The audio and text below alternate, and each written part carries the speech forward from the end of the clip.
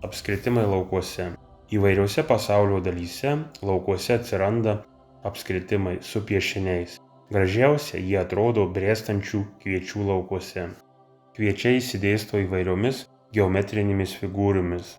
Jų energetinės savybės yra didesnės nei nepaliestų varpų. Piešiniai patys įvairiausi. Dydis apskritimų ir piešinių sudėtingumas daro įspūdį bet kuriam stebėtojui. Labai trumpai. Taigi visi apskritimai, įskaitant ir pasėliuose, yra sukurti Žemės valdymo sistemos energetinių objektų, vadinamųjų NSO, kurie yra planetos kontrolės įranga. Grafiniai pranešimai pasirodo prieš pasirodant NSO iš po Žemės. Išsamiau apie NSO galite sužinoti iš Atakino studijos filmo NSO paslapties panaikinimas. Prieš formuojant paveikslą nuo paviršiaus pašalinama visi pašaliniai.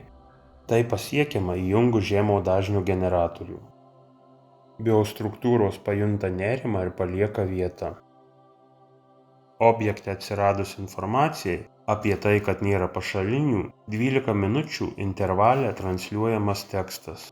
Baigus teksto perdavimą nustatomas tam tikras piešinys, patvirtinantis objekto adresą. Iš šio piešinio lauke galima atpažinti NSO tipą, jo koordinates valdymo sistemos žemėlapyje ir pranešimo tekstą. Viename paveikslėlyje arba ženkle gali būti žodis arba visas tekstas. Piešinys tai vaizdinių sistema, o per atmosferos tinklelį šis vaizdinys perduodamas į planetos proto kontrolės sistemą. Piešiniai perduoti iki 0 metų mūsų eros ir po 0 metų iš esmės skiriasi.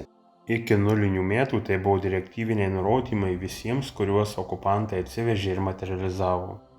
Po 0 metų visi piešiniai susiję su programos valdymo kontrole. Bežiūrint gali kilti klausimų. Kas yra Žemės valdymo sistema? Kas yra okupantai? Ką jie atsivežė ir materializavo?